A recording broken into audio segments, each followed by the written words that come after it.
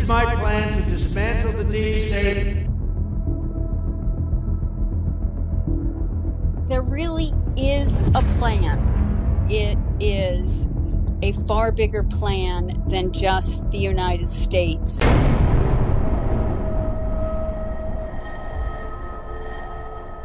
What I can confirm for you is that the military had wanted to take Obama out, and then they convinced Donald Trump to run, and so they postponed this plan. We are witnessing the great reawakening. We started a great positive revolution. Trust the plan. Trust and know there are a large group of people working on that plan, and they have every intention of making that plan come to complete fruition. We're essentially fighting the entire globalist elite power structure that wants to control the world. This is the corruption that President Trump was sent to Washington to get rid of, and it's all just starting to come to light.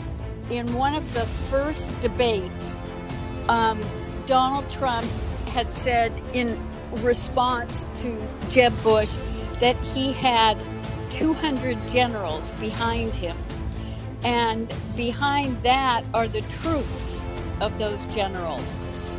This is the final battle. With you at my side, we will demolish the deep state.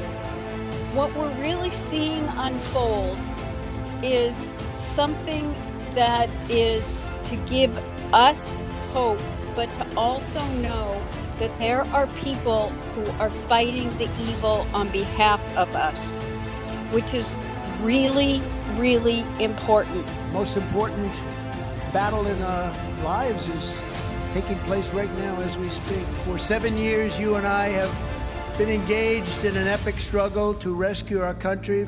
My fellow Americans, for our movement, for our children, and for our beloved country. And I say this, despite all that's happened, the best is yet to come. We're going to complete the mission. We're going to see this battle through to ultimate victory. I'm not on the white hat or the black hat side. I am on the military side. I do get some information because of my security clearance that I only can repeat once I'm given an okay. We operate in silos, so it's only within my task force that we can share a lot of information. If you're president again, will you lock people up? The answer is you have no choice because they're doing it to us. Guantanamo Bay, which by the way, we are keeping open. And we're going to load it up with some bad dudes, believe me. We're going to load it up. I've been told that, and it's the Navy that has the greatest credibility from the legal standpoint, in that there is a ship off of Israel, there is a ship in Asia, I think Japan, there is a ship in the Mediterranean where military tribunals are being conducted as we speak. The military is fully aware of the fact that it is going to be difficult to break through to some of the people, and in fact, with the concern to head off a civil war, some of the military tribunals will be to take out the moneyed people who have been funding BLM and every other activist that is going on. There is a very strong effort, and if you can cut the people off who recruit them and support the activists, we have a much better chance of, to use the word peaceful probably isn't the right word, but a better transition with less bumps on the road is the best way I can say that. Why does Biden have to, let's say, Executive Order 13848, why does he have to keep extending it? Well, he doesn't have to, but he does. So the question is, how come he's not fighting it or not extending them? Because he's not in charge. When you said that Biden is not in charge because of the U.S. being a bankrupt corporation, then who is in charge of running our republic? Well, but you're saying republic, and frankly, the military. Trump put them in charge, and he's our commander-in-chief. That's really what got my GB interview viral, because I was so excited that I could tell them finally that Biden is the legitimate president of a bankrupt corporation. What happened during our Civil War is we borrowed a lot of money from France. And the City of London, the bankers from England, came to our rescue. But the deal was that the U.S., they would create a corporation between the Vatican, the City of London and the Crown, and the U.S. The U.S. would be the military, the finance would be the City of London, and the bank would be the Vatican Bank. And we were locked into that for 151 years. That meant the bankers were going to be in control of our lives. Basically, the cabal that you hear reference to. There are 12 families that really control the finances all around the globe. It is something that has been running the world. The cabal, the bankers have really been running things. And for Trump to go against them is, you want to talk about courage? You want to talk about a warrior? You want to talk about someone taking on the people that have been most powerful financially? Technically, we never really got free of the King of England or the Queen of England, even though the City of London is, in essence, a country unto itself. The Vatican is a country unto itself, and the District of Columbia is not part of the United States. D.C. was centered off and basically made their own entity with their own constitution. The U.S. Constitution does not apply to D.C. They don't have any representatives, and they operate on their own. When Trump was coming over to meet with the Queen, something big was going on, because if we think back, that entire trip that he made around the world, he started in Saudi Arabia, and only the king normally has a sword in the sword dance, but it was given to him. After he left, that particular king was now out. He was arrested with 200 other Saudi Arabian royals, all put in the Ritz-Carlton because Trump dropped off documentation about the child and human trafficking that was going on. Then he made a trip to Israel because he had to let them know and start the Abraham Accord thinking going along. I mean, that had been going on in the background. But then he went to the Vatican. And so when Trump came over in 2019 to meet with the Queen, that was Trump speaking in optics to let us know that he had now informed her that his plan was to file bankruptcy and to end the U.S. corporation. It would not be in existence after 2020. I think that once Trump comes back, we will definitely be cutting our ties with some of the established Nazi organizations. The World Economic Forum, that's the Davos crowd. That's the corporate world. That is the cabal. And as Klaus Schwab has said with his Young Leaders program, that he's got people in every government.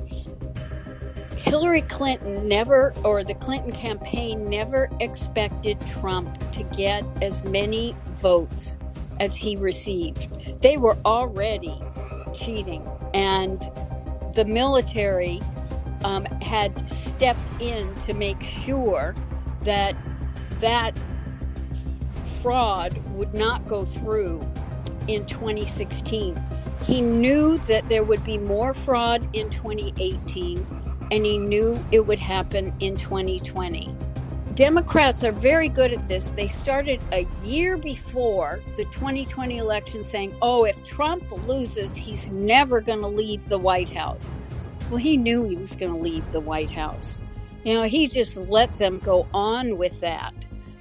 And he did not bring the receipts that the military had, because he knew if he did at that point, one, it would only solidify the Democrats' comment that he had not planned on leaving the White House if he lost.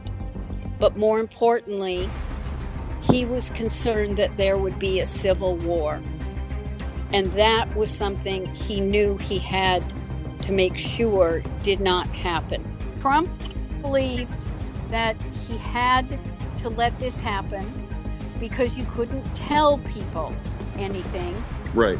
You had to let them experience it. One of the beautiful things of the pause, if there is such a thing as a beautiful thing, one of the important factors of the pause is that we see how bad they've done. So we will be able to do it properly, and it will be much easier. Everybody will agree with us because everybody sees what a bad job has been done during this 2-year period, and it will be a 4-year period. Everybody sees that. It will be much easier for us to do what has to be done. There's going to be a triggering event, and I think the big triggering event is going to be the Georgia case.